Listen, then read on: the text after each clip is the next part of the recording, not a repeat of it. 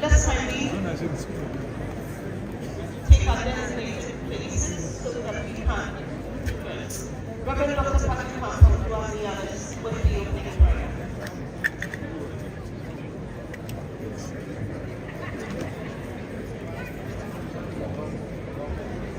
we pray? We begin in the name of God the Father, and of the Son, and of the Holy Spirit. Almighty God, we thank you for the nation and the University of Peoples. We thank you for the leadership, management, staff, students, alumni, and all stakeholders of the university. Also, we thank you for the height that you brought the University of Peoples up to. For today's special congregation in honor of His Royal Majesty, Otumfuo the second of your hands. We ask that may you make it a success. We ask for your presence. We thank you for answering prayers. Pray in the name of our Lord Jesus Christ. Amen. We shall sing the national anthem.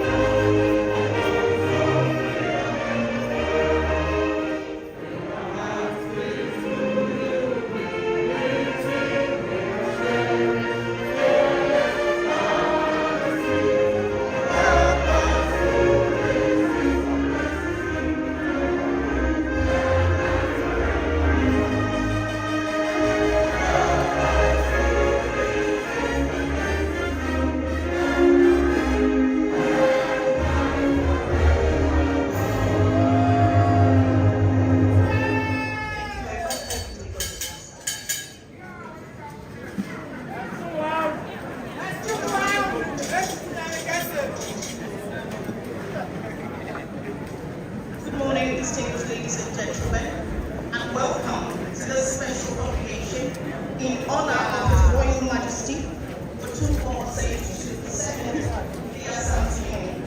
His Royal Majesty will be conferred with an honorary Doctor of Laws degree for distinguishing himself as a guardian of heritage and culture and traditional leader. My name is Appreciation of Saki. I work with the Director of Public Affairs and I'm going to speak for MC. To formally open this special congregation and deliver the welcome address of the Conferment, Chancellor of UCC, Dr. Sam.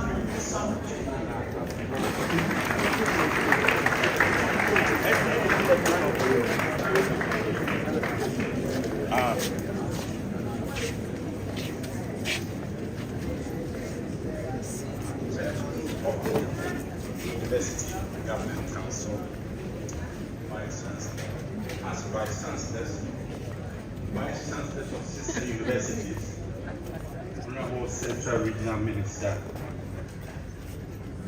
Minister, the Vice Minister of Education, Sabarima, Dr. Besiata, the second of Margaret of Black Tradition area, members of the University Council, Ministers of State, members of the Judiciary, members of the Diplomatic Corps, the Pro-Vice Chancellor, past Pro-Vice Chancellors, and Pro-Vice Chancellors of sister universities, acting registrar and registrar of sister universities, and I'm going to know the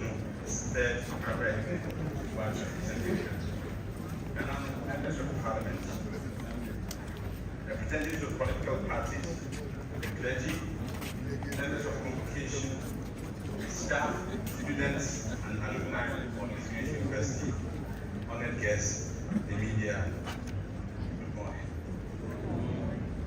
It is with profound honor and privilege that I welcome all of you to this university, the University of Competitive Choice.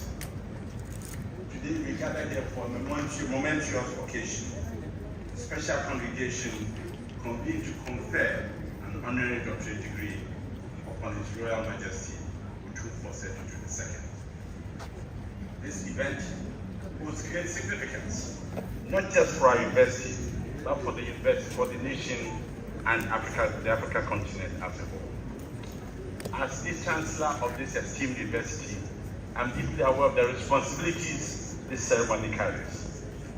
Today we honor one of Africa's most revered traditional leaders, a man whose influence transcends borders and generations, His Royal Majesty Otumfuo II.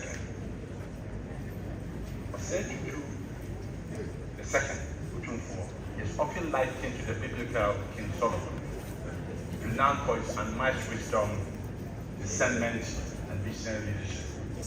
His reign has been marked by an unwavering commitment to justice, peace, and socio-economic development of his people. His Royal Majesty's leadership indeed extends far beyond Asantewine, resonating across Ghana, West Africa, and the global stage. Ladies and gentlemen, it's often said that great leaders are not defined by the power they wield, but by the wisdom they show in time of trial. His Majesty embodies this truth.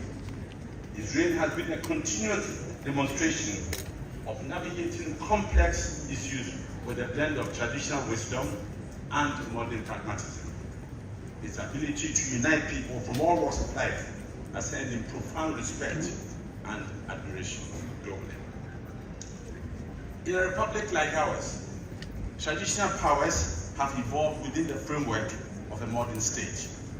The challenge for any leader of Otumfuo's stature lies in balancing his old role while respecting the sovereignty of the state and maintaining the culture and heritage of his people. His Majesty has navigated this role with unparalleled skill, embodying a delicate balance between tradition and modern governance. His wisdom and impartiality have earned him the trust of political leaders across all parties who often seek his counsel. His Majesty's non-partisanship has ensured that his influence remains a stabilizing force rather than a partisan one, making him indeed a beacon of unity. His unwavering commitment to the pursuit of justice, peace, and unity is self-evident. Indeed, upon ascending to the golden stool, His Majesty made it his mission to address the many chieftaincy disputes that plague the Asante stage. His bold initiatives brought stability to areas once marked by division and conflict. His leadership in these matters is a testament to his deep commitment and understanding of the traditional governance and his dedication to the welfare of his people. One of the most remarkable examples of the leadership is the pivotal role he played in restoring peace in the Dakon traditional area. As chairman,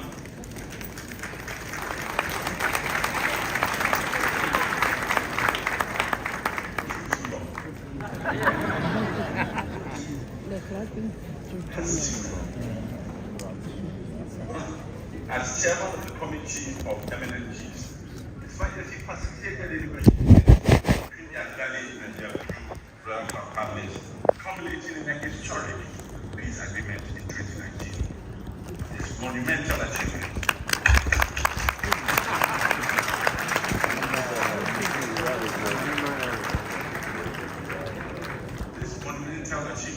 not only restored harmony in Ghana, but reinforced its stature as a national unifier. Let me just say this: it's always been known as a visionary in education and development. Beyond his contributions to justice, Otumfuo II has been an unwavering advocate for education and economic development. Recognizing the transformative power of education, he established the Otumfuo Education Fund shortly after his institute. This fund, I'm happy to say, has provided scholarships and bursaries to over 300,000 students, enabling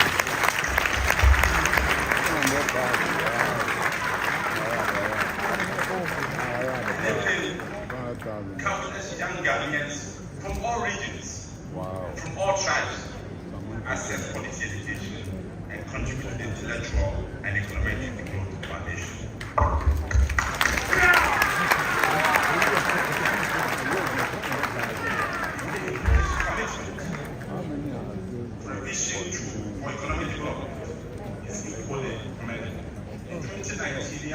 unveiled a 10-point development plan for Kumasi, aimed at industrializing the local economy, creating jobs, and fostering wealth within the region.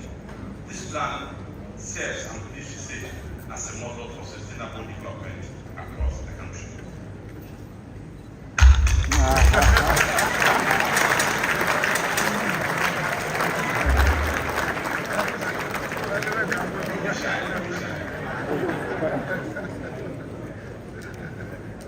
Our honorary is a statesman of global repute. His influence extends far beyond the borders of this country. His timely interventions in matters of national and international importance have had a most significant impact. I may share with you, 2016, the former president, President Otumfuo, highlighted how His Majesty's advocacy at the IMF was instrumental in sustaining Ghana's economy.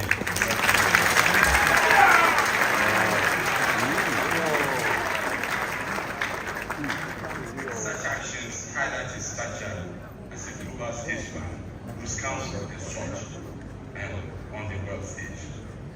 Today, as we prepare to confer an honorary doctorate degree upon His Royal Majesty, we do so in recognition of his extraordinary service to the nation and his unwavering commitment to promoting unity, justice, and development in Asante and beyond. And it is my immense pleasure and privilege for the University of Cape Coast, the top-ranked university in Ghana,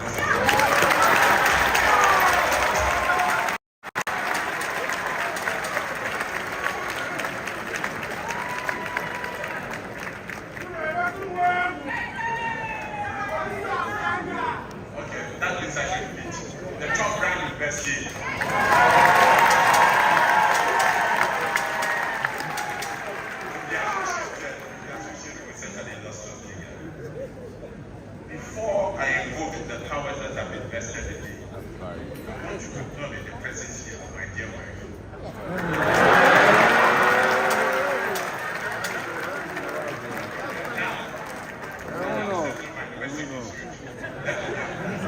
By the powers vested in me as the established university, I hereby constitute the assembly into a special congregation for the purpose of conferring the degree of Doctor of Letters honorary.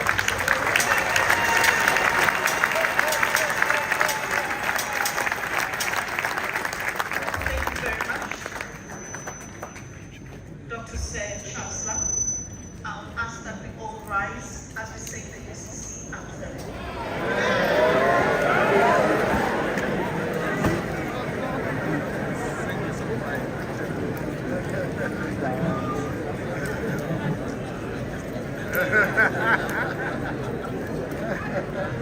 Thank you.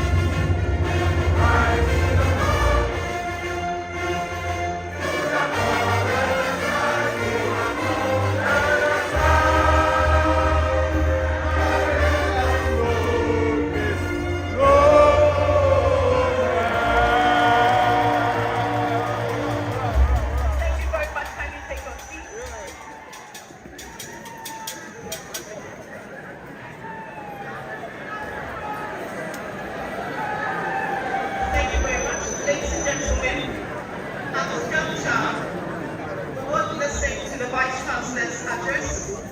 Help me welcome Professor Johnson Yam.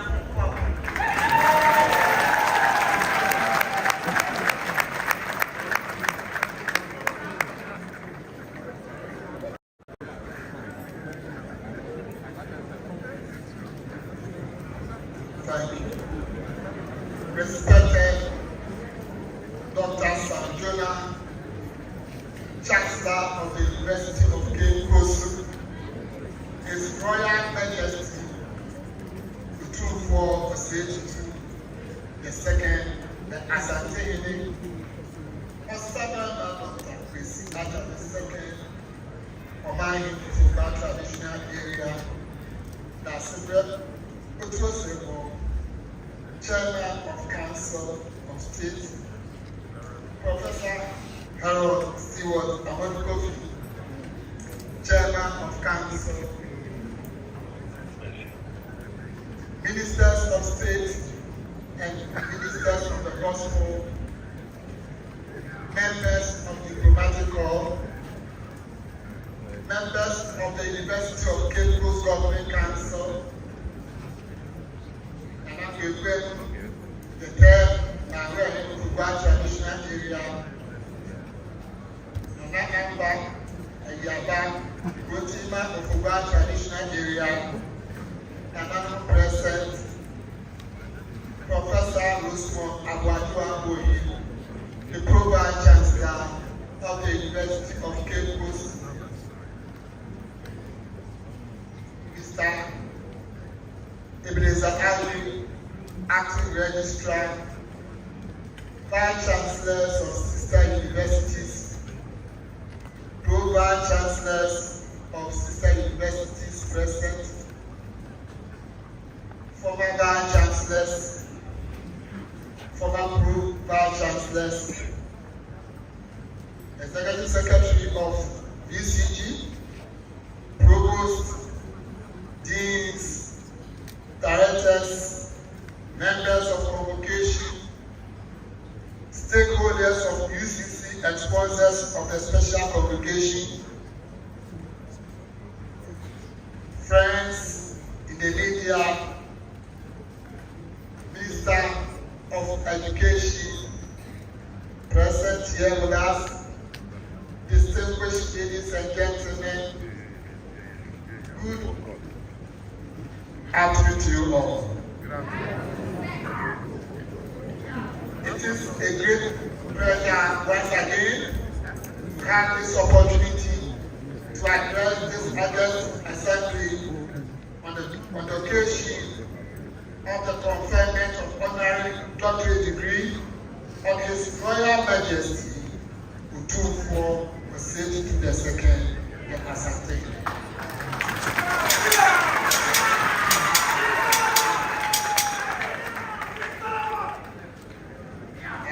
On behalf of the Governing Council of the University of Cape Coast and management to add my voice to that of Chancellor of the University of Cape Coast to welcome all our guests from far and near who have come to witness this historic occasion. Sir Chancellor, ladies and gentlemen, awarding honorary degrees to deserving individuals by higher institutions of learning has a long history and has been a tradition since the Middle Ages.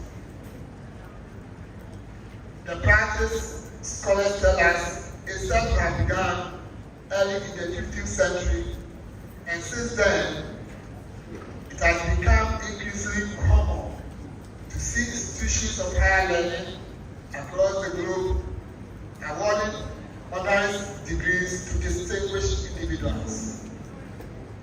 Sir Chancellor, distinguished ladies and gentlemen, all over the world, the criteria for determining who qualifies for the award of honorary degree have been varied. In many instances, varied opinions have generated a great deal of debate, but by and large, the basic underlying principle has been to consider accomplishments, to look out for people with an outstanding intellectual and academic work of an exceptional and exemplary nature. Consideration has also been given to a person's distinctive creativity and contribution to the general welfare of society. In some cases also, service to the public with outstanding leadership in education, business, public service, or other appropriate sectors of society has attracted attention for consideration. Many people have also been awarded for their special service to the very institutions that are awarding them.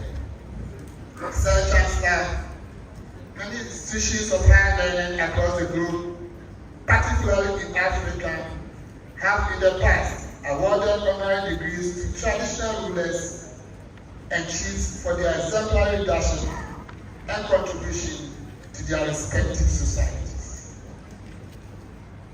Consistent with global practices, the University of Cape Coast has a rich tradition of recognizing excellence and achievement, and has in the past awarded honorary degrees to distinguished individuals, many of whom have contributed significantly to the advancement of society. So today's award ceremony will not be a first.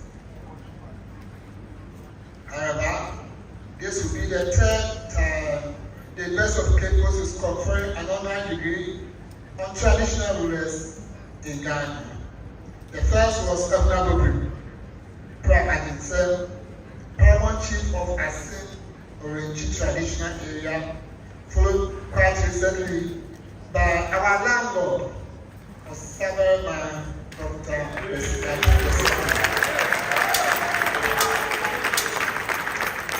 all from the central region. In this ceremony, the university will confer an honorary degree on His Royal Majesty Otumfuo.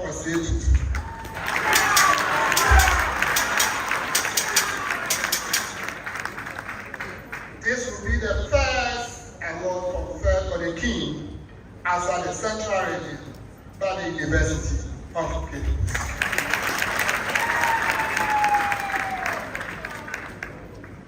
What makes today's award ceremony significant, however, is the fact that it is the first time the university community is publicly acknowledging the contribution of Asante.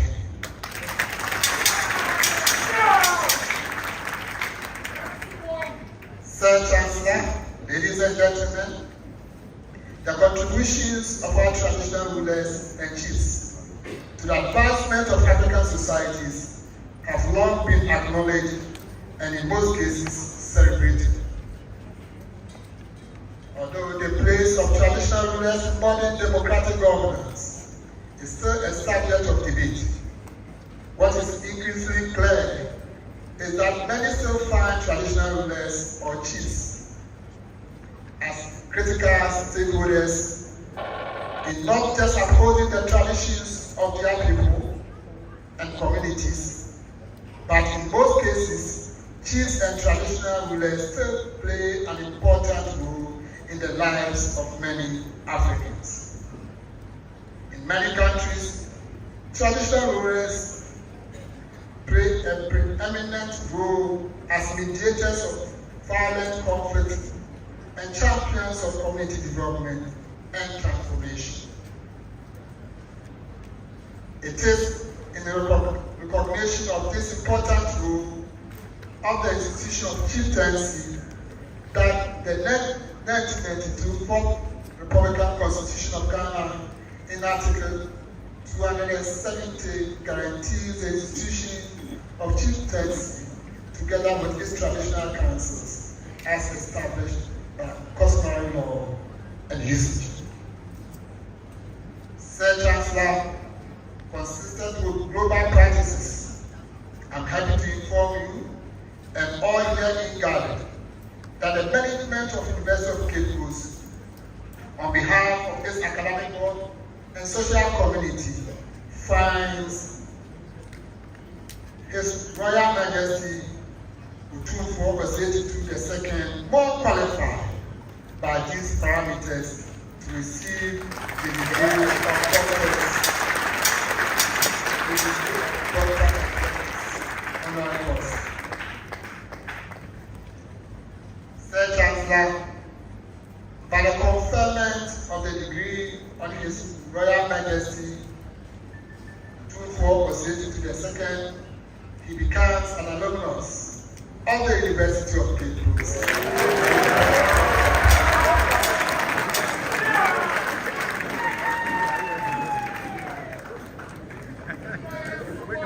Other past honor recipients from our university include His Excellency Nana Otumfuo, the President of the Republic of Ghana,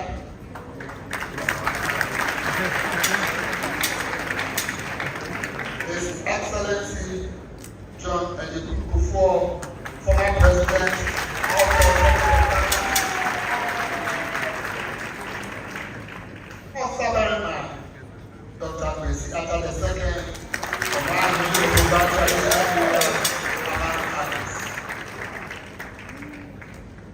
Sir Chancellor, I wish to draw your attention to the fact that the University of Cape Coast mandate, in the collective wisdom of its founders in the 1960s, was to champion the training of the country's teaching workforce.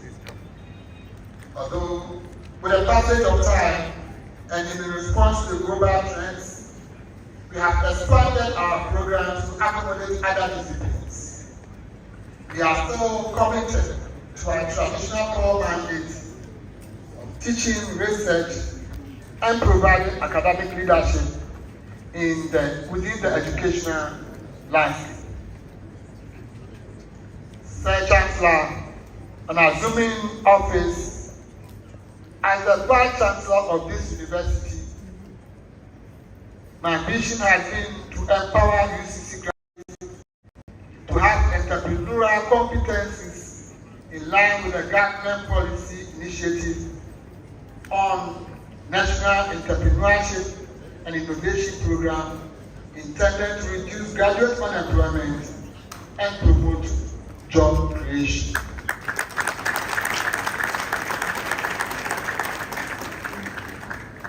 Sir Chancellor, in May 2021, at a similar ceremony, I pledged our determination to complete all outstanding projects to enhance conducive academic environment. I'm happy to report that we have completed some of the projects and others are ongoing and near completion. Sir Chancellor, it is noteworthy to inform this August gathering that on Wednesday, 27 September 2023, the Times Higher Education released 20th edition of the World University Rankings, constituted the 2024 World University Ranking results. The Times Higher Education University Ranking is the most prestigious global university rankings among others.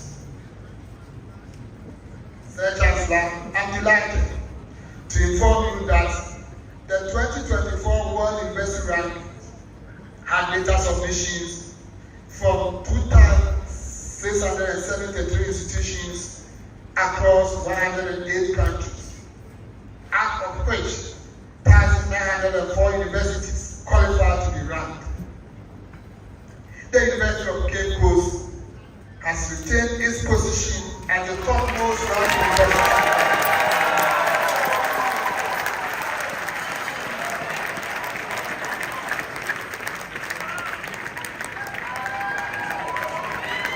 Not only Ghana, West Africa, and the 7th on the African continent.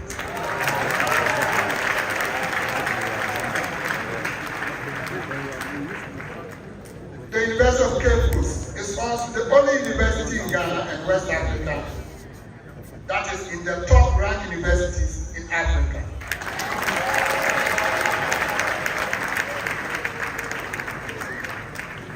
UCC has also maintained its position as one of the leading research-intensive universities globally.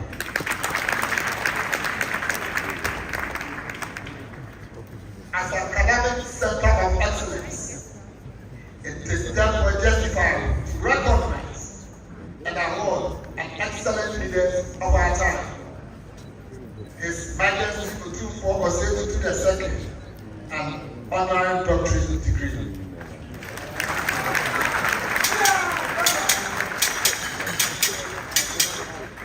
Your Majesty, your leadership, vision, and unwavering dedication have profoundly impacted both your kingdom and the broader world.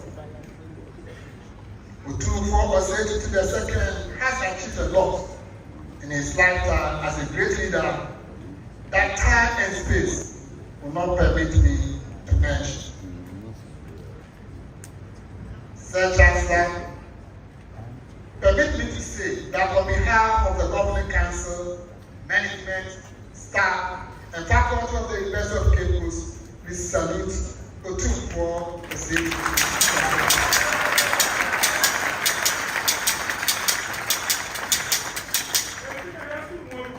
For his meritorious and distinguished service to the nation, particularly his commitment to promoting unity and development in Asante and other regions, as well as his significant contribution to humanity in the areas of water and sanitation, health, education, entrepreneurship, peace building, culture, and heritage. Your Majesty, as we bestow upon you this honorary degree, we are not only recognizing your profound contribution to Ghana, but also the invaluable lessons your reign has offered us in peace building and leadership. Your dedication to conflict resolution and the stabilization of regions within and beyond Ashanti Kingdom has been exemplary. It is in this spirit that we at the University of Cape Coast draw inspiration from your wisdom, particularly at a time when the university faces challenges that echo a turbulent past. In the late 1980s and 1990s, our institution was marred in what was infamously known as the era of the University of Constant Confusion.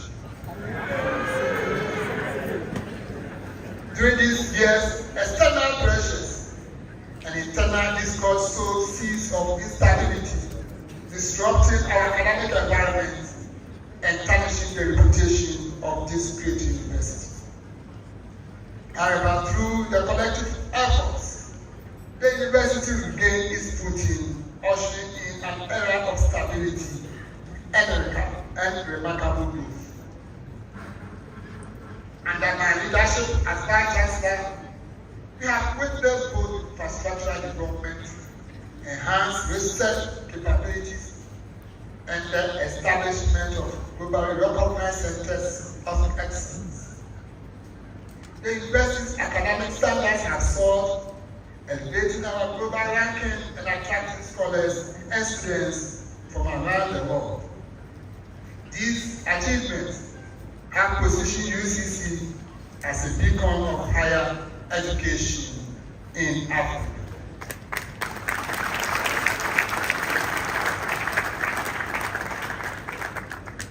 They, however, face new challenges, one that threatens to unravel the progress we have made.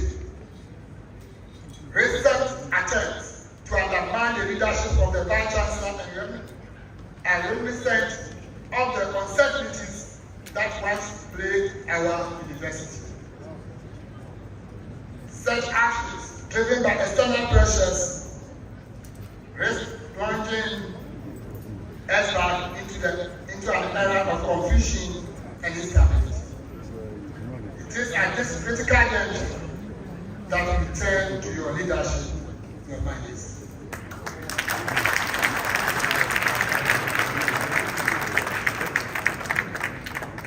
We face challenges today, particularly within our beloved University of Cape Coast. We are reminded of the need for unity and wise leadership. The turbulence that once characterized our university's past threatens to re-emerge. But it is through the guidance of leaders like Otumfuo, the second, that we can navigate difficult times. His Majesty's presence here today is not only celebration of his achievement, but also a call to action.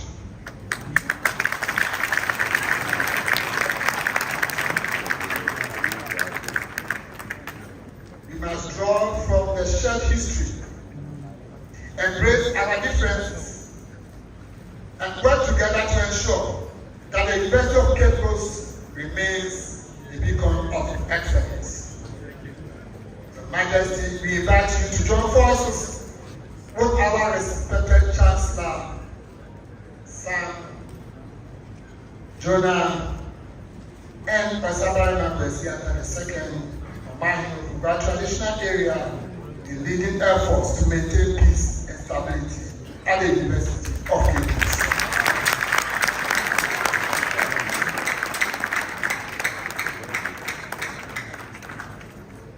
Ladies and gentlemen, please join me in celebrating His Majesty Otumfuo II, a leader of extraordinary vision and beacon of hope for us all. Thank you for your attention.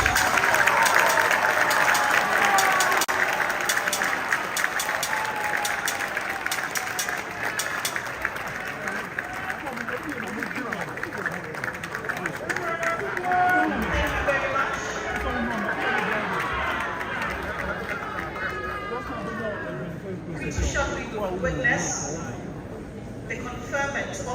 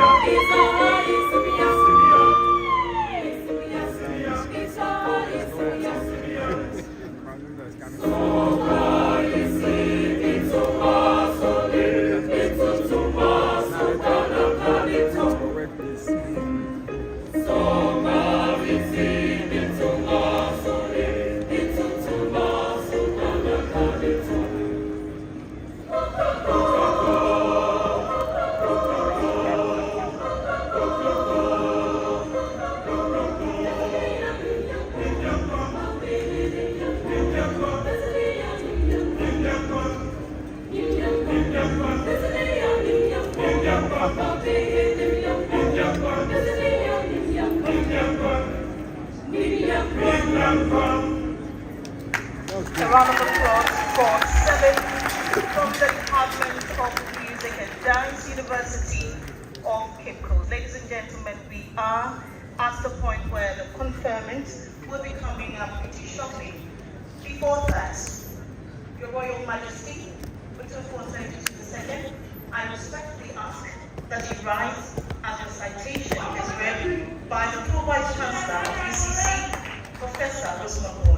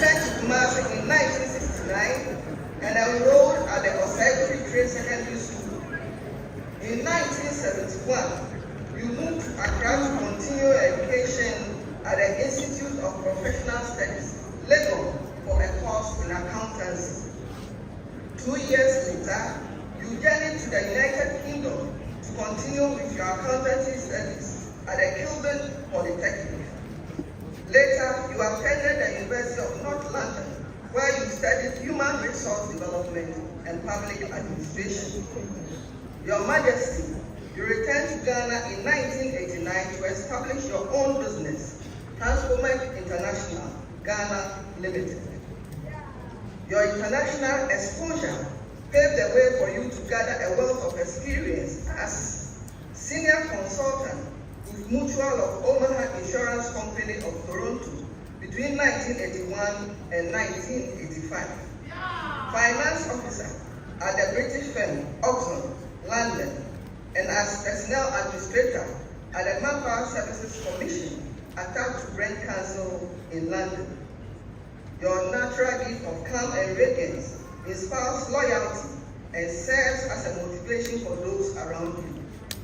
Your diplomacy and tact among your peers is easily recognizable and complements your traditional leadership qualities towards reconciliation. In 2012, you demonstrated your love for peace and democracy by convincing leaders of the various political parties in Ghana to sign a pledge to ensure peace before, during, and after Ghana's presidential and parliamentary elections. You also embarked on a historic trip to Recession Island, where one of your predecessors, Conferment I, was exiled to by the British for resisting their imperialism during his reign. To encourage religious dialogue, you addressed the Chatham House in the United Kingdom on the need for a forum for dialogue among the various religions and proposed the creation of a forum akin to the World Economic Forum for the pursuit of such a dialogue. Among many plaudits, Your Majesty, you stand out as an astute statesman with high pedigree in the foundation of cooperation in both traditional and modern trends. You have initiated projects that have put your traditional leaders into a new learning process that enables them to lead their people in community development programs, as well as create awareness of the value of our cultural heritage, including art and artifacts, as well as the traditional cost systems in conflict resolution. Your Majesty, the unique brand of your leadership has endeared you to Asante in particular and Ghana as a whole. As Asante, you have instilled peace and stability in your governance style among your people, as well as encourage them to pursue arbitration instead of litigation, especially in numerous land and succession disputes that have plagued Asante for decades. Over the period of your reign, Asante, you have brought peace and reconciliation to Asante. Your ability to settle over 500 land and chieftaincy disputes, which would have sparked agitations among your people and elsewhere, is commendable. You remain one of Ghana's sought-after leaders in traditional matters. As a traditional leader, your leadership and negotiation skills came to the fore when the state, recognizing the respect that you exude, made you the arbiter of peace in Dublin and appointed you chairman of the Committee of Eminent Chiefs to resolve the Yendi scheme affairs, a task you successfully accomplished through the admiration of all, including the feudal parties. In recognition of your immense knowledge and contribution to education, government appointed you Chancellor of the University of Science and Technology in Kumasi. You also stand out as an and tenacity of purpose in health and economic development. Among other things, you have taken a number of initiatives to the benefit of many people. Some of these include the Otumfuo Education Fund to generate resources as an effort to provide opportunities for quality primary, secondary, tertiary, and vocational education in Asante and Ghana as a whole. In 2000, you embarked upon a vigorous campaign to draw attention to the benefits of individual and group sponsorship of the education of orphan children. Since its inception, the Otumfuo Education Fund has benefited over 100,000 students at various levels of education. The merger of the above foundations under one umbrella of the Otumfuo II Charity Foundation, whose mandate appears unrestricted and currently doing remarkably well in the areas of supporting people in different spheres of endeavor. A health fund established to pursue basic healthcare plan with clear objectives that include financial and material support for the reduction of maternal and infant mortality, glaucoma, and other eye diseases, ruling ulcer, which has become the bane of many rural dwellers in the country, as well as the eradication of the kidney disease, supporting the Rotary Class campaign to promote inoculation of children against the 6 killer diseases, including polio. In recognition of your contribution to education in Ghana, the Association of Commonwealth Universities conferred on you the Simmons Award in April 2000. You have as well received honorary doctorate degrees from Essex County College, Newark, USA, 22nd May 2001. University of Maryland, Eastern Shore, USA, 25th May 2001. Savannah State University, USA, 6th June 2001. University of Glasgow, Scotland, June 2001. Vancouver University of Science and Technology, 15 December 2001. University of Ghana, Legon, 12 March 2004. The Winnidong University of Kano, Nigeria, 25th November 2007. Metropolitan University, London, 10th December 2007. And University of East London, 3rd September 2007.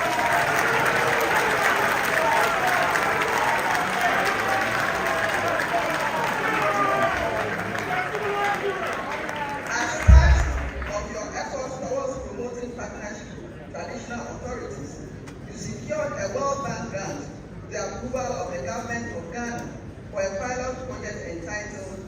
promoting partnership with traditional authorities project.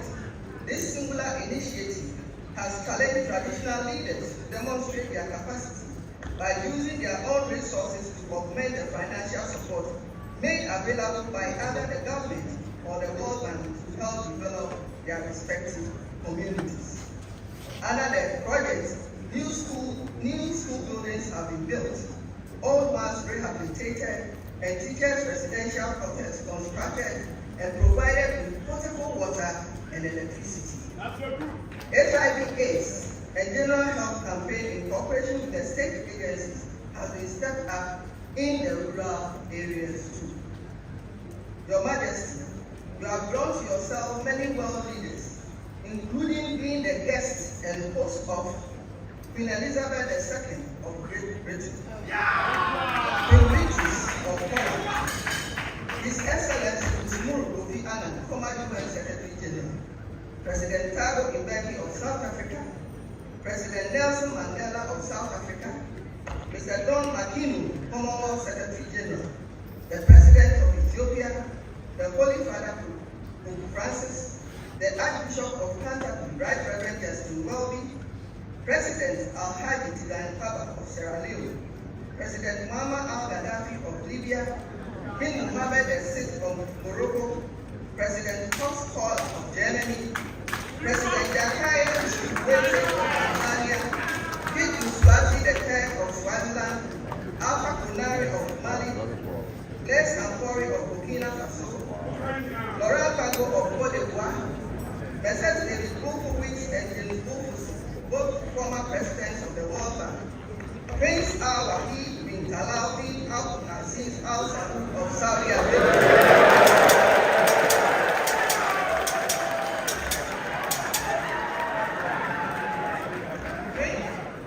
His Royal Highness Prince William Alexander of Netherlands, head of Worldwide Ahmadiyya Muslim Mission, the Archbishop of Canterbury, King of Bafokeng of South Africa, President Levi Patrick Mwanawasa of Zambia, Sabasai Roland Wenda Mutebi II, the Kabaka of Uganda in Uganda, Mr. Ikapa, former President of Tanzania, and Princess Mahat Chakri Situn, Crown Princess of Thailand.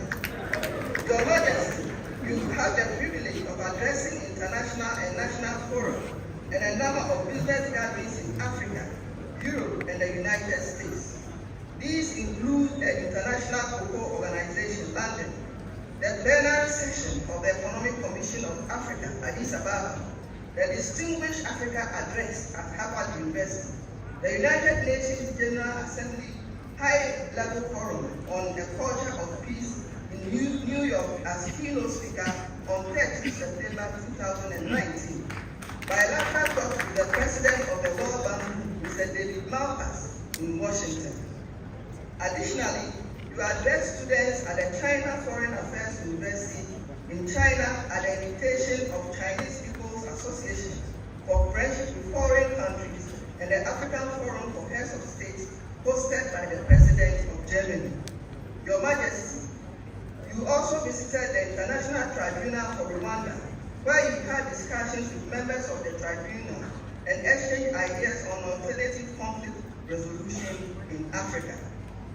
Your Majesty, you established the Zanzibar Economic Revitalization Plan to promote private and corporate investment in local industries, reforestation, and irrigation program. Your reign as Asantehene has seen rapid growth and development of Zanzibar and its environs in health, education, agriculture, and business. The unity of purpose and discipline among your subjects is an admirable trait of a wise leader. Your Majesty, Otumfuo II, the University of Cape Coast salutes you for your meritorious and distinguished service to the nation.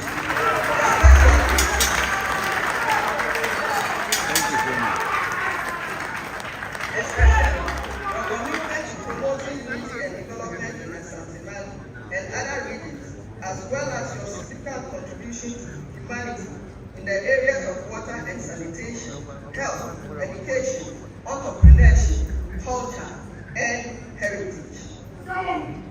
Purveyor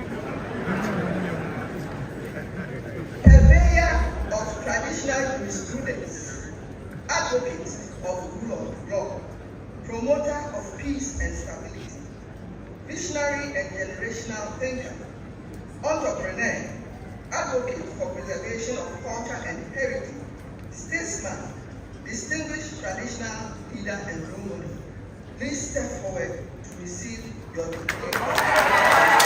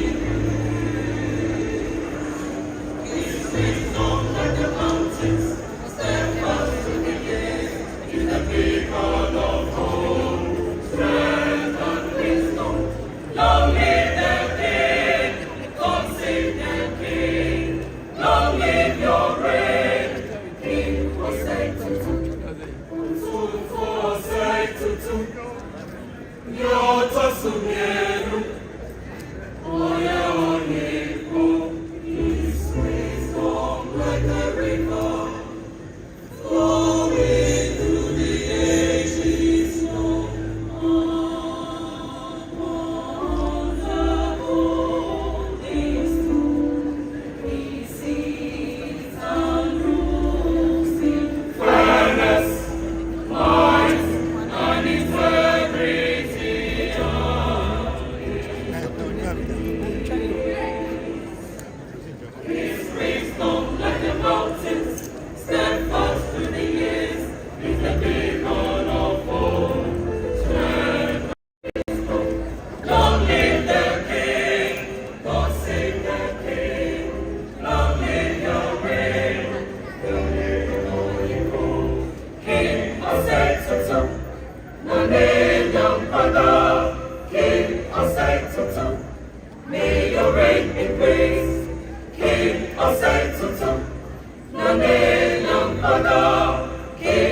May your reign be praised. Na osai tutu, sijil na sumdana.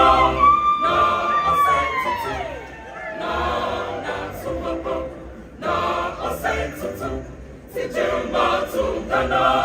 Na osai tutu, na sumapo. King osai tutu, na me na pana. King osai tutu.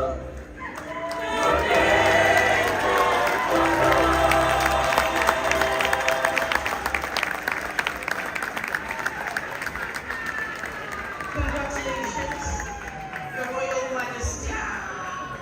At this point, we would listen to the acceptance speech by His Royal Majesty Otumfuo, Dr.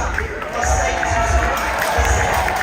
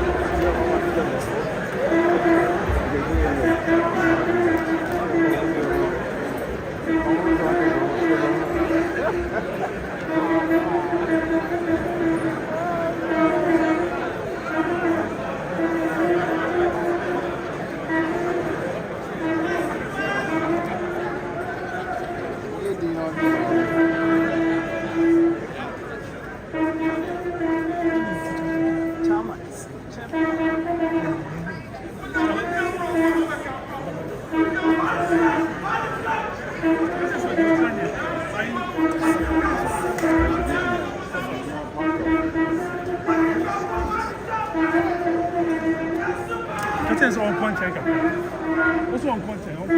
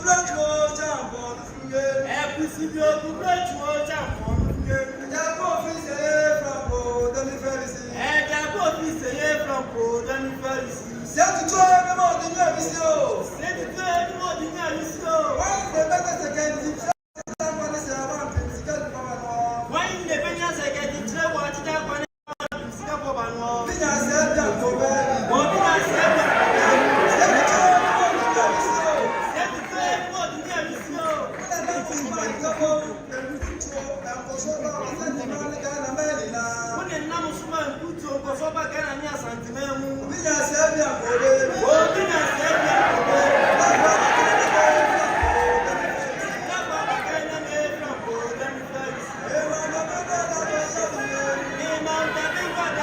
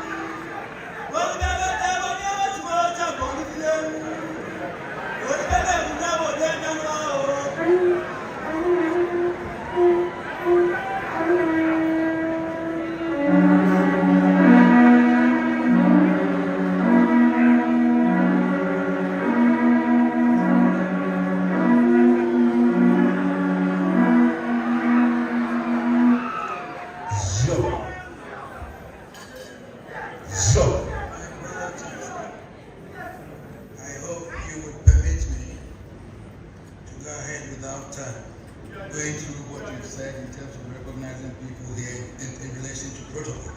So, let me express my profound gratitude to the Chancellor, Chair and members of Council of this great institution for the honor bestowed on me this morning. So, it is an honor I accept with humility and proudly share with an alum whose joint efforts have contributed to everything we have achieved in the 25 years of our life.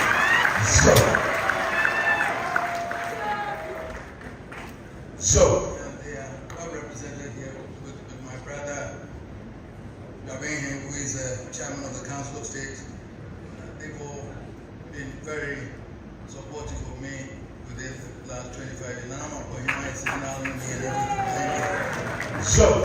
the establishment of one institution may not count very much in the scheme of national development, but I would suggest that one of the many visionary acts of our first president, Dr. Kwame Nkrumah, was the decision to establish a university focused on education with the task of producing the quality manpower needed for the education of the people of Ghana. And there could not be a better place to have the honor of hosting such a university than the city of Cape Coast.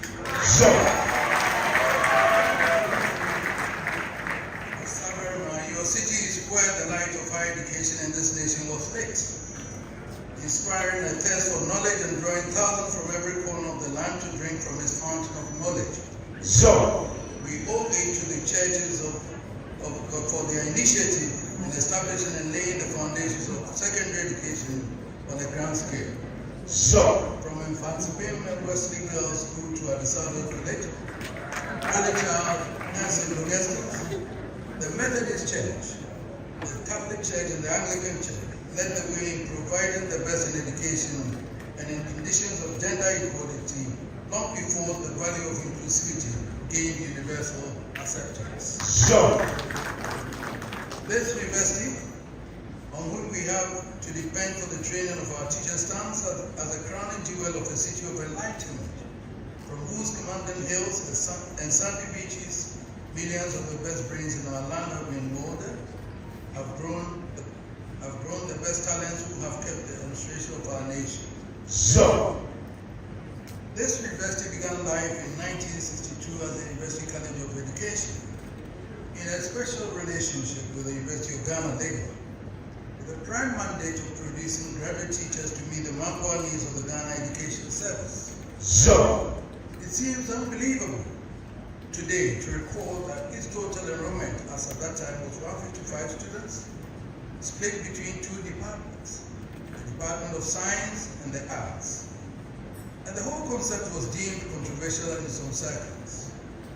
However, it survived the political upheavals of the period, and in 1971, it attained the status of a fully fledged university with the right to grant its own degrees. So, the mandate of the university was expanded beyond the needs of education, and today it is a budding community of over 75,000 students from all disciplines. So, the founding fathers and their pioneering administrators have every reason to be proud of what they have bequeathed to the nation. And long may we continue to herald the achievements of this university. But even as we exalt these achievements and honor those whose hard work has made it possible, we cannot but pause and reflect on the fates and fortunes of the single subject for which this university was created, and I speak of education. So, it remains quite problematic to me that 60 years down the line, we are still grappling with the same challenges that informed the decision to establish this university in the first place. So, some historical background may be appropriate here. Although the Gold Coast carried the tag of a model colony, less than 10% of our population had been to school by 1951, when the people were allowed to elect the first nationalist government led by Dr. Kwame under the limited self-rule mandate. So, the government took the view that education was the key to the development of the country, and consequently launched the accelerated education program to accelerate the pace and level of education. So, additionally, a program of adult education was launched to drive the mass literacy. In 1951, total enrollment in primary schools was 154,000, middle schools 66,000, secondary and technical schools 3,550, teacher training colleges 1,960. The total enrollment of the University College, the forerunner of the University of Ghana, Legon, was 208 students. By 1961, enrollment had zoomed to over 210% for primary schools, 142% for middle schools, a staggering 438% for secondary technical schools, so 137% for teacher training, and an astonishing 478% for universities. So, it is important to note that the bulk of this expansion was funded by the state. Indeed, even the churches which had been carrying the financial burden of education at the height of the colonial administration were required to gradually disengage. So, following the overthrow of the First Republic, the eminent scholar Professor Alex Papon headed a commission to undertake the first of what has become a seemingly unending series of reforms of the education system.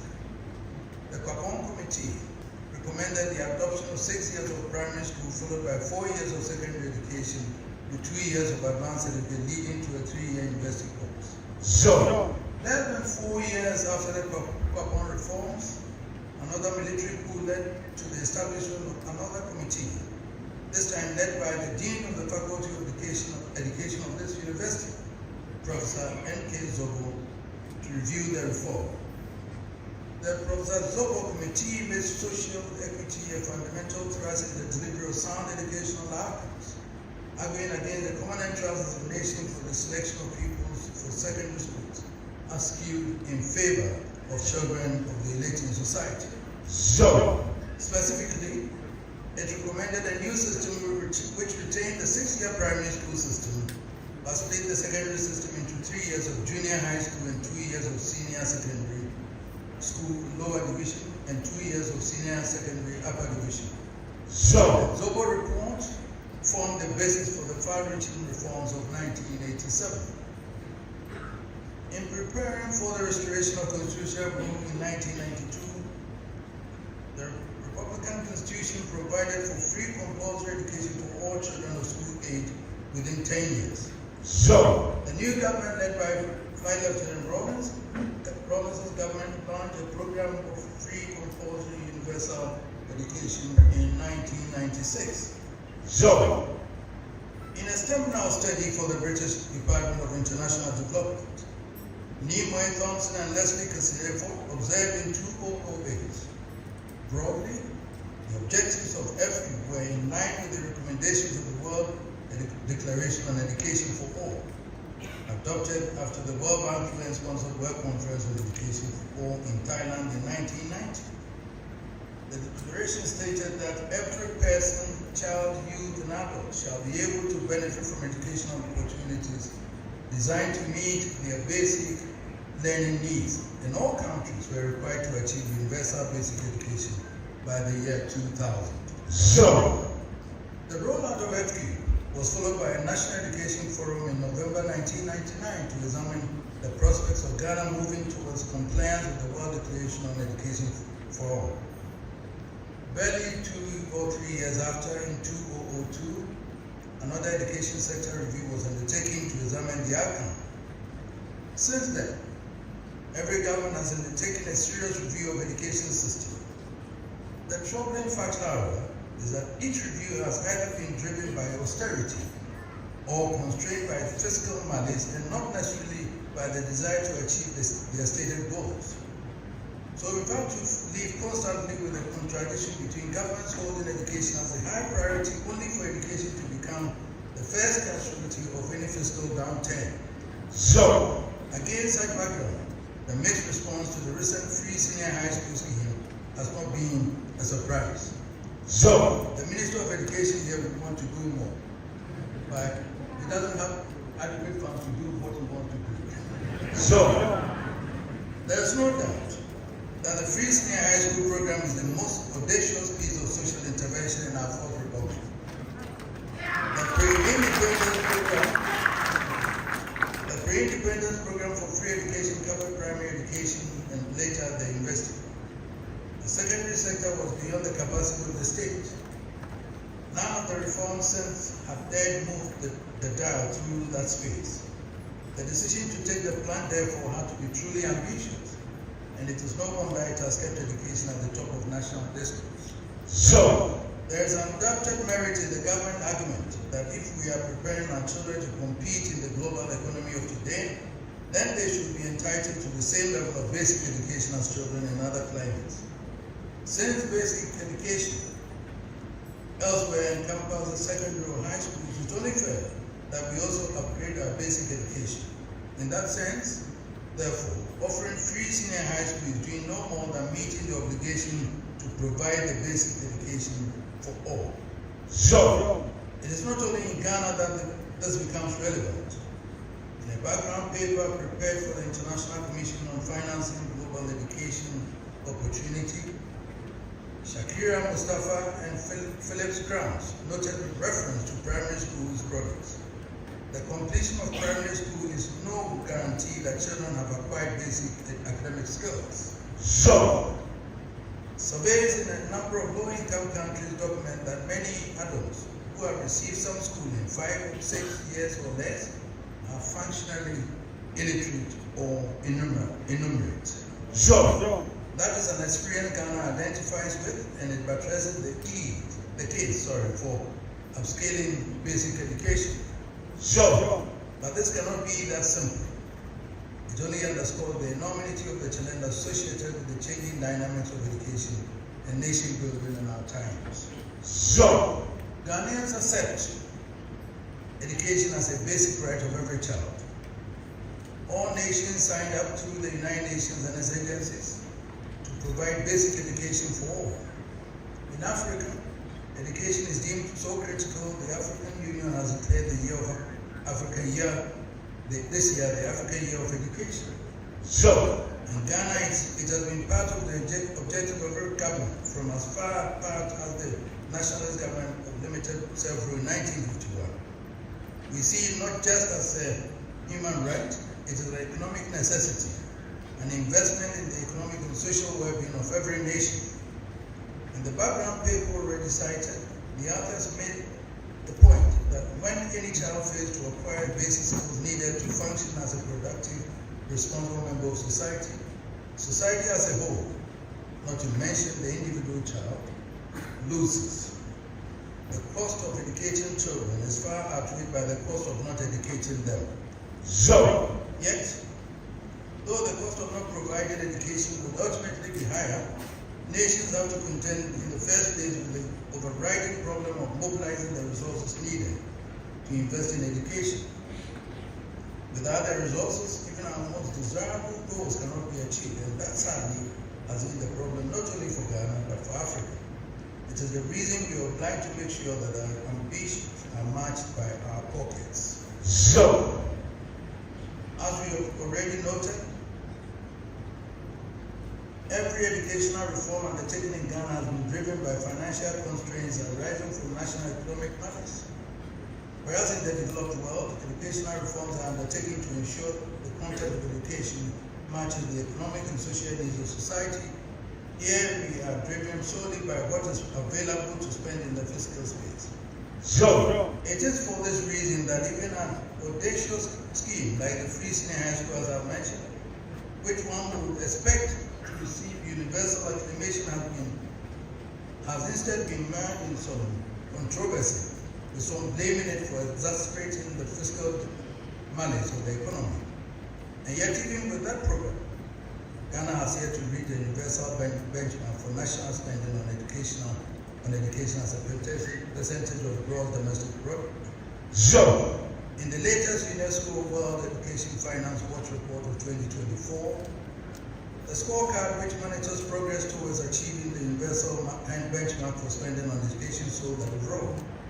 Only the high-income countries are more likely to be classified as either having achieved or having a high probability of 75% of achieving the 2025 benchmark for spending on education.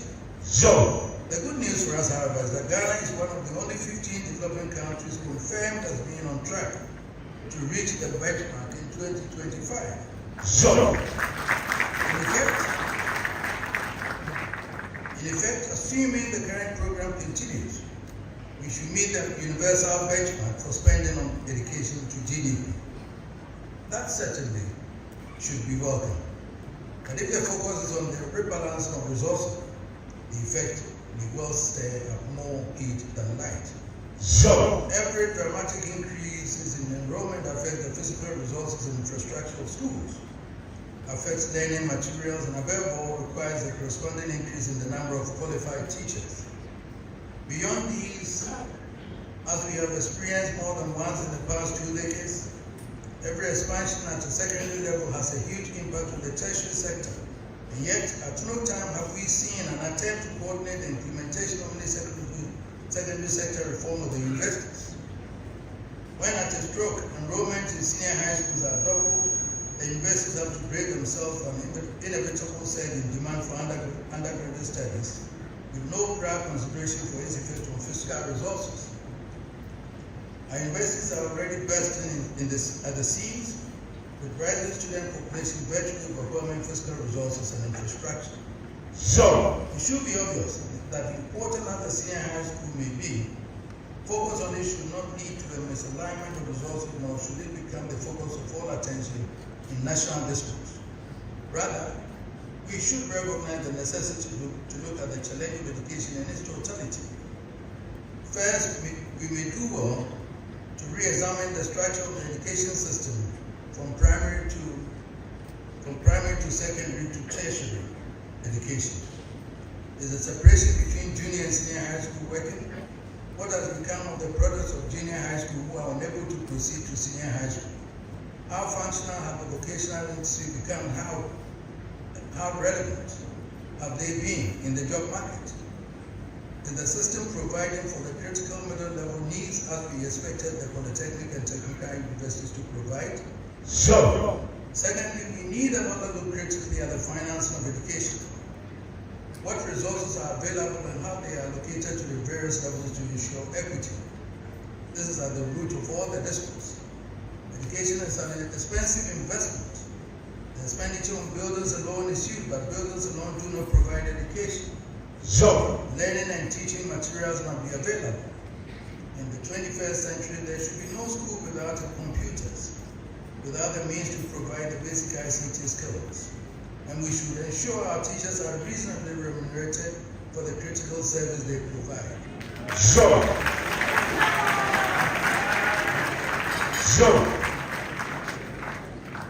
Thirdly, we need to reappraise the content of education from pre-tertiary to tertiary to see how far they go to meet the needs of the economy and society in this fast-changing world. so, There are many areas of the system crying for updating and many anomalies requiring correction. The ongoing prioritizing of STEM education is a step in the right direction, but it is necessary to caution about the risk of restricting it to an elite class and leaving the broader system with no knowledge of these critical skills. so, For the sake of equity, we should ensure equal opportunities for all to acquire these vital skills in their education journey. so, Education must be the nation's response to the incredible challenges of climate change. so, If we are to fully appreciate the gravity of the threat to our planet and come to terms with what needs to be done to obviate the consequences, our education system must infuse in us, from the pre-primary stage to the tertiary, the science and the knowledge which should guide our actions. It is the only way we are going to make it possible for our communities to appreciate the necessity to protect our forests and our river bodies and restore the respect which our forefathers had for their environment.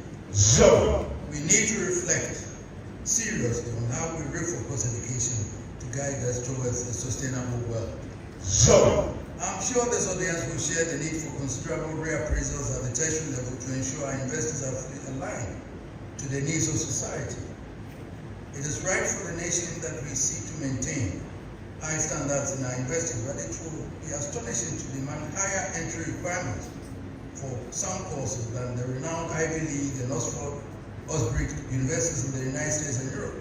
so, I find it incomprehensible that we have deliberately cut the number of students our universities should admit for medicine and law, even though we have a huge vacancy of doctors and a abundant number of students who have met all the qualifying standards. so,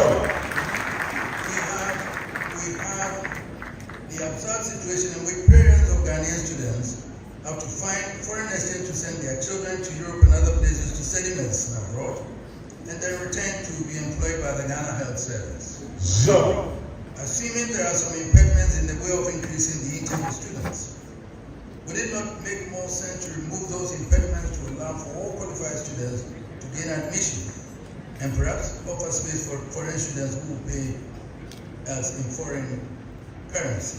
so, Beyond these key professions, it remains a sore issue whether our education system is producing the skills set needed to keep business and industry moving. But however we may try within the educational establishment to refocus education, it will be to no avail unless we can get the national economy into good shape. so, It remains incontrovertible that only the state can deliver the resources needed to achieve the goal of education for all. And only a strong, resilient, and sustainable economy can generate the needed resources. so, Because education is so critical for the state, and the state is correspondingly critical for education, I see the need for a special kind of relationship between the state and the education establishment. So, Mr. Chancellor, Chair, you will be aware that we made education the focus of our brain when we ascended the Golden Stool 25 years ago. so, As a concrete expression of our commitment, we established our education fund, which has become an example of the support that education can derive from non-state actors. so, I've also had the privilege to be the Chancellor of Conferment University of Science and Technology. As Chancellor, by the way, I was appointed by the university, not the government. so, As Chancellor, I've had the time of lending support to the university establishment as it struggles to obtain the resources they need in pursuit of their goals, while through the Education Fund, we have tried to demonstrate what non-state actors within the community can do to generate resources to support education. so, Combining the role of both as mobilizing consumer of educational resources has given me a perspective from which to ponder some troubling questions. so, Is education delivery the goals and objectives for Ghana? Has education delivered the intended outcomes? Has education justified the sacrifices that are demanded of the people? Has Ghana education been truly fit for purpose? If these questions come as a shock to the nation, and probably more so to this audience, it can only be because we have avoided the need for continuous critical evaluation of the outcome of our investments, not only in education but in several other spheres. so, Regardless of the lapses and shortfalls, it is incontrovertible that as a nation, Ghana has invested enormous resources in education. The explosion in tertiary education has produced a multitude of highly educated men and women with the skills set to manage and direct the affairs of the nation. so, In every sector of our society, our affairs are in the hands of actors who are not just educated but highly qualified. so, Our political class, at both executive and the legislative levels, with responsibility for policy formulation and direction, is led and dominated by men and women who are highly educated. We have a judicial service which is very highly educated. so, My lady Barbara. so, Our banks and insurance services are highly educated. Our civil service is highly educated.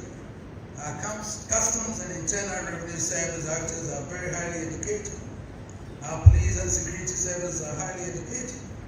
Our military is highly educated. Logically, you would expect this output of highly educated leaders to translate into greater efficiency in the management of our affairs, particularly in the management of the national economy. so, But when I hear the endless lamentations about our economy is in distress, when I see our legislature in Great Britain unable to agree on issues of national interest, when I'm told about the declining public confidence in law enforcement, I can't help asking myself, is that what education can deliver for all our investment and all our sacrifices? so,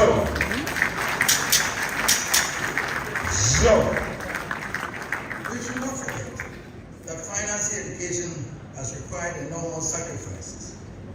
Through the worst of economic circumstances, the state has been obliged to devote a considerable percentage of our tax revenue to education. so, Ironically, the bulk of this revenue will come from farmers, some of whom are the least educated and probably the poorer section of society. So we have the incongruous situation of the poor financing the education of the rich. so, Finally, we have the personal sacrifices parents make in the education of their laws. so, All these sacrifices are justified as investments in the future well-being of the world and society as a whole. so, But if the outcome of education is to produce an army of skilled and able young men and women who cannot find jobs to aptly apply their acquired skills, and if continually we are confronted with questions about competency in the management of our resources, so, how can we respond to anyone who questions the ultimate value we place in education? so, By raising the question, we do not seek to cast doubt on the value of education dare say. We have rather prodded the nation, and particularly academia, to be alive to the necessity of undertaking a rigorous evaluation of the outcome of education relative to the benefits accruing to the nation to give us the tools to correct any lapses before public confidence is eroded. In fact, the situation we face reinforces the need for a special relationship between academia and the state. There was a period in our history during the First Republic when academia was deemed to be closeted in an ivory tower, a distance away from the real world. That is no longer an issue. You are as integrated into society and in tune with its pulse as it is possible to be. You are the teachers who are preparing and mentoring the men and women who are taking control of our lives as political leaders, judges, economists, bankers, mandarins, diplomats, military and police officers. As teachers, you are like parents who should have a lifetime interest in the performance of your students. As their success inspires you, so their failure should burden you. Beyond the personal relationship between teacher and student, there's an even greater linkage that needs to be strengthened. The university is the storehouse of knowledge. All the knowledge required for nation building. More than the storehouse of knowledge, the university is the laboratory for research, cultivation and discovery of answers to the social, physical needs of society. You will all be aware of how much the works of universities have informed policies that have shaped countries and have revolutionized society, countries and societies through time. Much of the scientific and other discoveries that have revolutionized society owe their roots to the universities and to the collaboration between universities and either the state or private business. Unfortunately, in our country, there's hardly any evidence of the meaningful collaboration that needs to exist between the state and the universities. Perhaps one reason the role of academia has been downplayed is that we have allowed the abrasive political divisions to permeate our sacred campuses.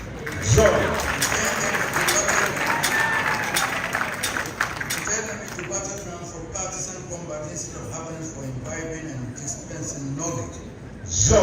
It is time, in my view, for all of us to wake up to the negative impact this has caused and make an effort to reverse the situation. We can begin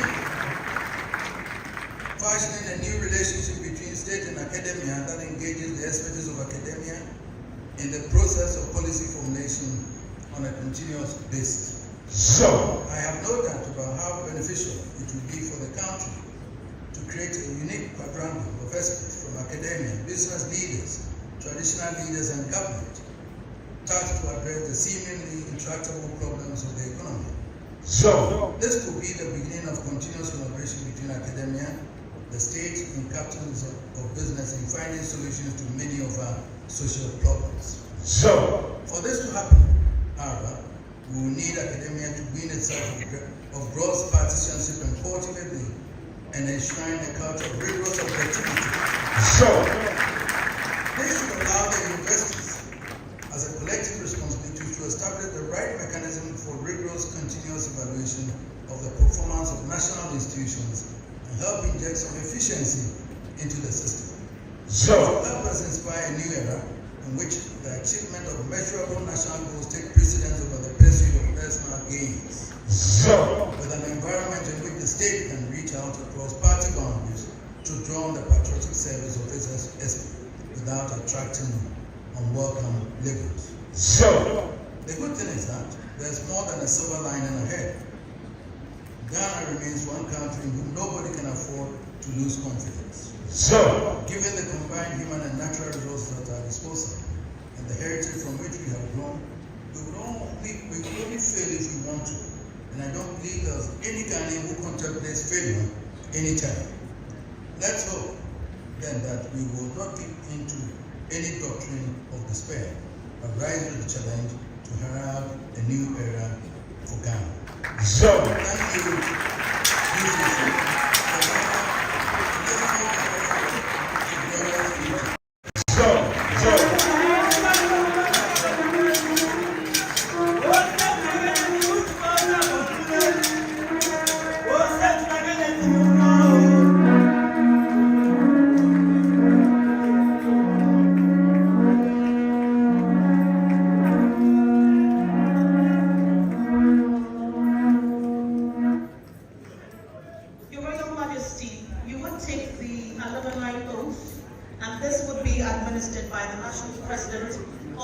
UCC Alumni Association.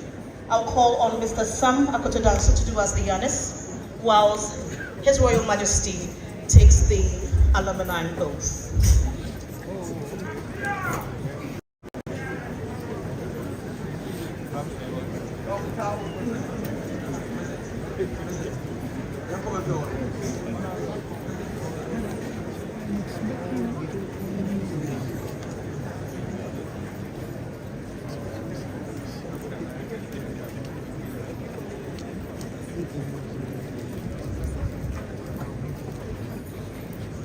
Sir Chancellor, may I humbly pray your leave to stand on the protocols so established as an administered alumni. Your Royal Majesty Otumfuo, Dr. Otumfuo II, on behalf of the University of Cape Coast Alumni Association, I deem it such a great honor to congratulate you on this feat, so added to your enormous achievements. We are indeed proud and honored to welcome you into the alumni fraternity. Your Royal Majesty, today you have become an alumnus of not just any university, but the #1 university in Ghana, the #1 in West Africa, and the #7 in the whole of Africa. You have every right to pride yourself in this. I know our friends from UST and others will not be happy, but it is what it is. UCC is the #1. Your Royal Majesty, you have also become an alumnus in a very good time, because next month, the Alumni Association is planning to launch the UCC Alumni Scholarship Scheme for Student Support. Initially, our target was 2 million cedis, but today we have changed our mind. Our new target is 3 million cedis. Your Royal Majesty, that goes to say that the extra 1 million is only yours. If you have your checkbook here, you can write it, or we come to the chair. We'll talk about that. Please, let's take the alumni oath, Your Royal Majesty. So when I say I, you mention your name, then I will take it from there. So I do solemnly pledge to fulfill my duties as an alumnus of the University of Cape Coast.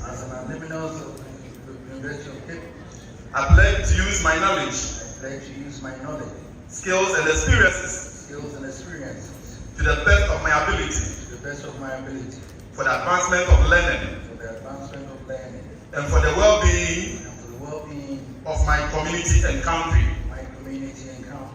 I promise to be a loyal ambassador for my university, to promote her welfare and maintain her reputation. I will endeavor in all my dealings to be known as a person of honor and repute, to bring respect to my alma mater. So help me God. Congratulations.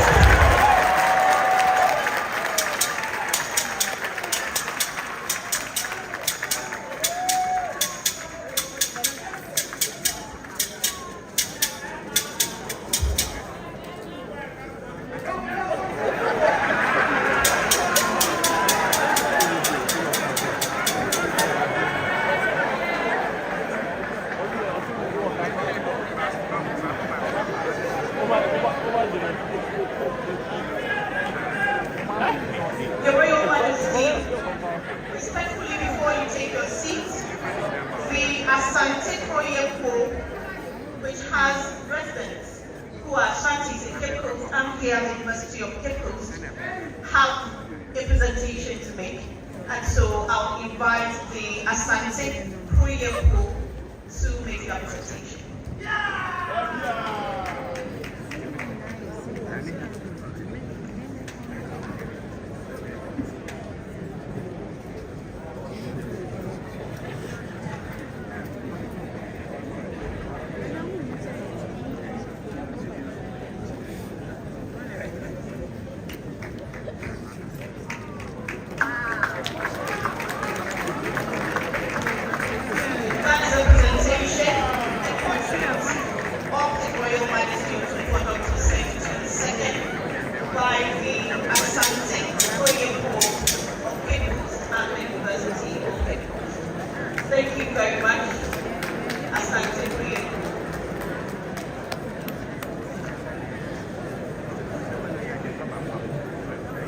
you very much, Your Royal Majesty. At this time, the Department of Music will treat us to a cultural display. Let's welcome them with a round of applause.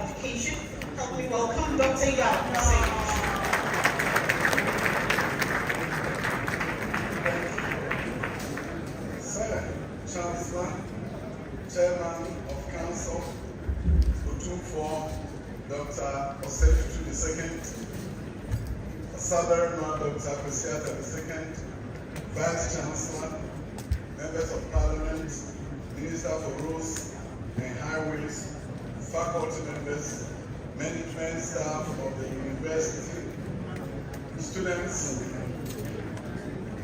traditional leaders, our friends from the media. It's a great honor to give a goodwill message on this occasion. We have received a thought-provoking speech from the king.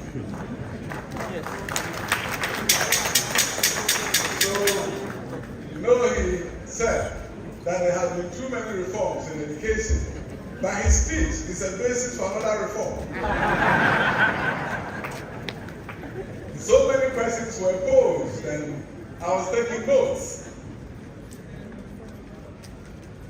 Otumfuo, your insights into education and what you have offered us today to be published, and I recommend that every graduate student of education must read this piece.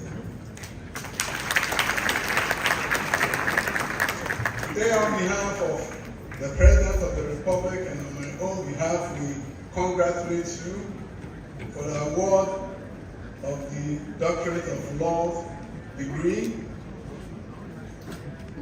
honorary course. University of Cape Coast have done something great by honoring Otumfuo.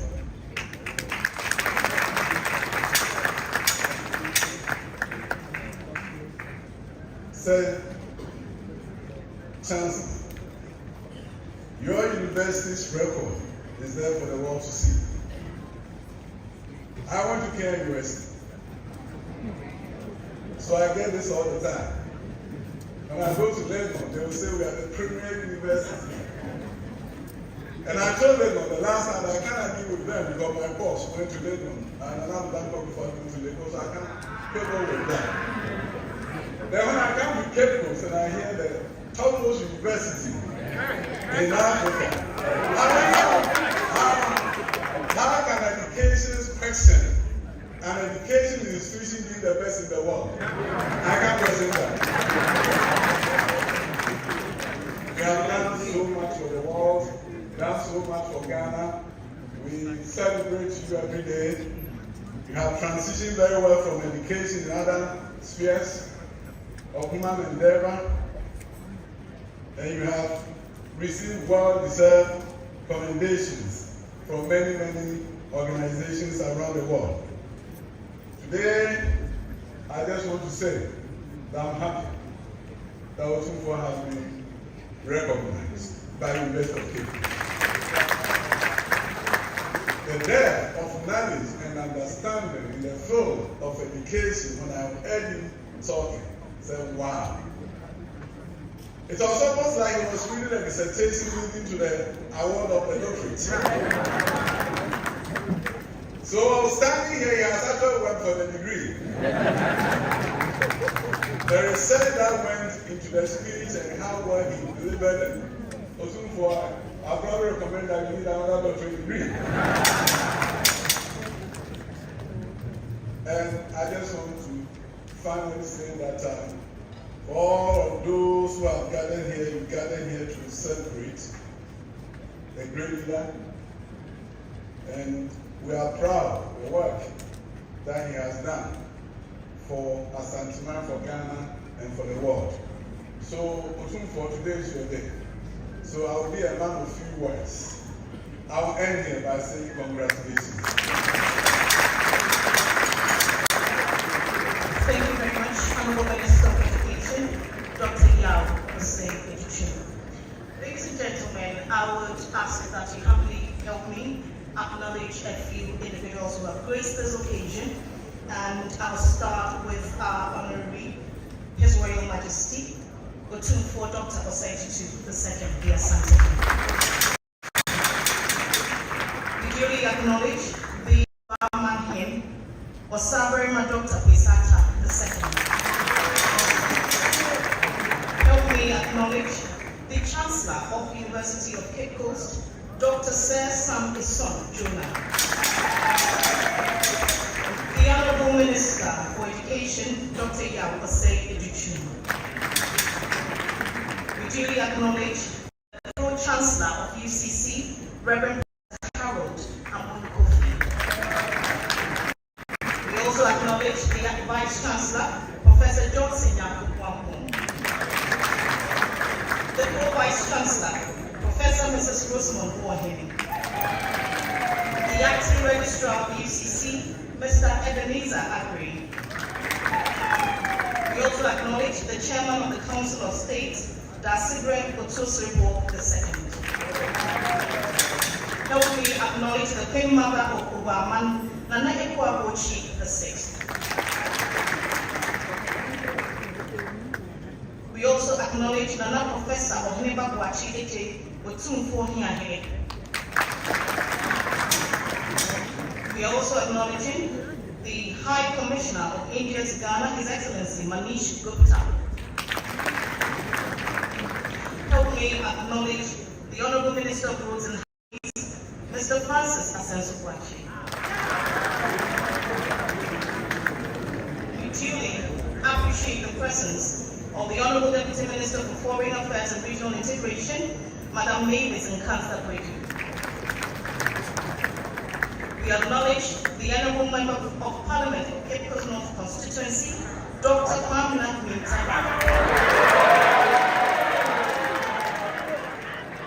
Help me acknowledge the former President of Pontifical Council for Justice and Peace, Vatican, His Eminence, Cardinal Peter Kujo Aprates.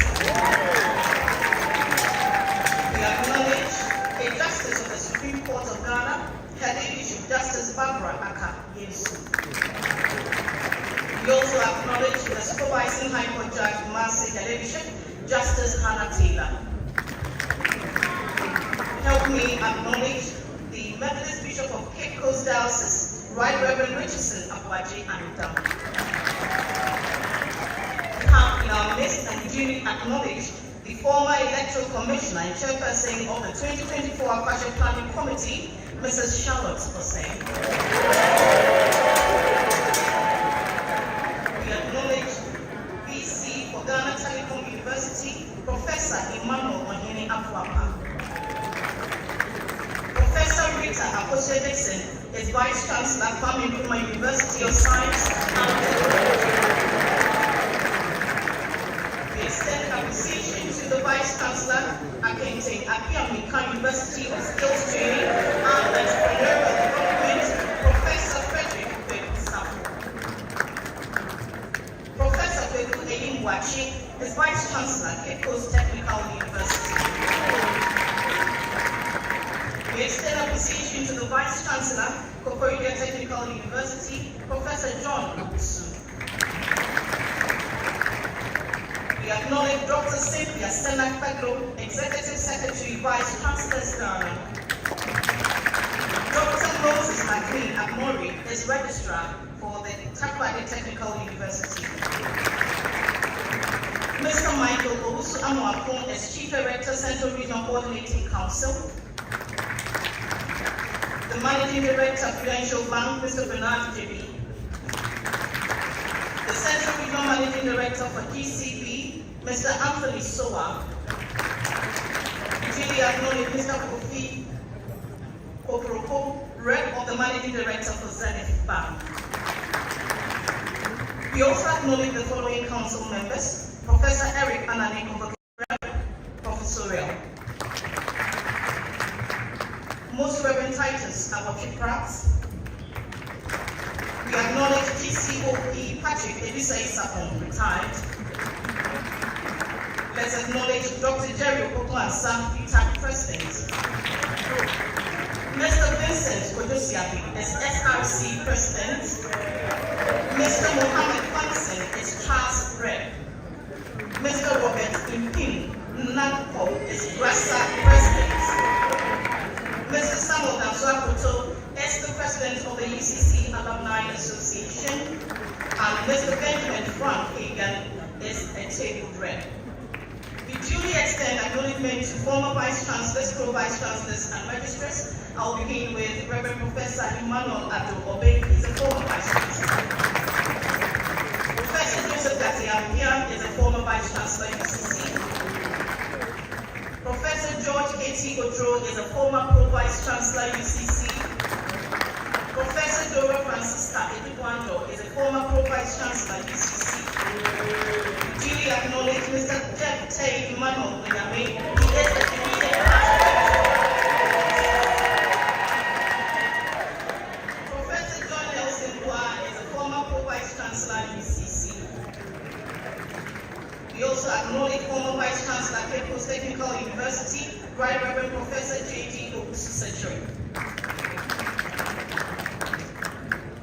Professor Moses Yoto Egan is the College of Agriculture and Natural Sciences Provost. Let's acknowledge him, please. We also acknowledge the Provost of the College of Humanities and Legal Studies, Professor Kwame Osei-Kwarteng. We also acknowledge the Provost of the College of Health and Allied Sciences, Professor Martins Eko. We also acknowledge the Provost of the College of Distance Education, Professor Amochi Mohammed. Please help me acknowledge Professor Samuel Atu Duncan of KUA, MS. Thank you very much, sir. Ladies and gentlemen, at this point, I would ask that you help me welcome our Chancellor to duly dissolve this congregation.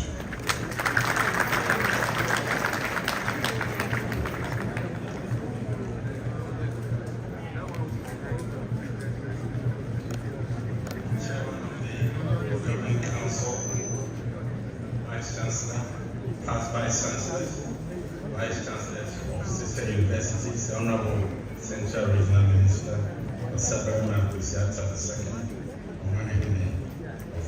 Bachelors and members of the University Council, Honorable Minister of Education, Dr. President, the Chairman of the National House of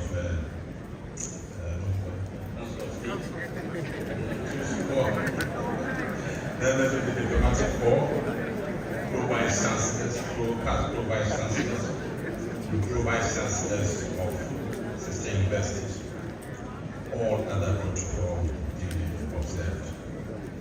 I wish to express my sincerest appreciation to all the distinguished honorary, the newly minted alumnus of this university, who is now an alumnus of this great university, and indeed of all of us, honor and invitation to be here for this special congregation. It is now my pleasure and indeed my privilege to declare this assembly duly resolved. I wish you all safe journey in favor of the organizations. Your Royal Majesty, Sir Dr. Samson Jonah, I'll ask that you permit me to acknowledge Dr. Isaac Ohene. He is the former registrar of ECC. Thank you for being here, sir. I'll call on Reverend Professor Kankampoli to do as the others with the closing prayer, after which we'll sing the ECC anthem. Thank you.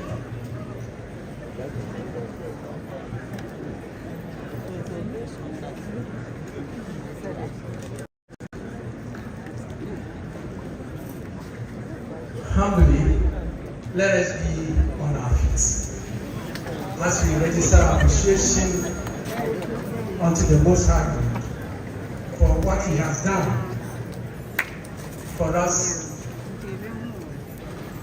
today.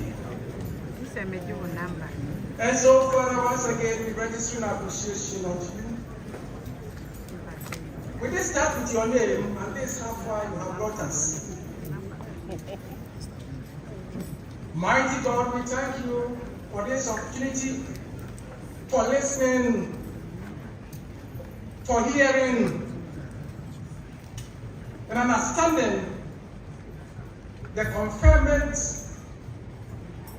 of His Majesty. We thank you, O Lord, that history has been made on this soil.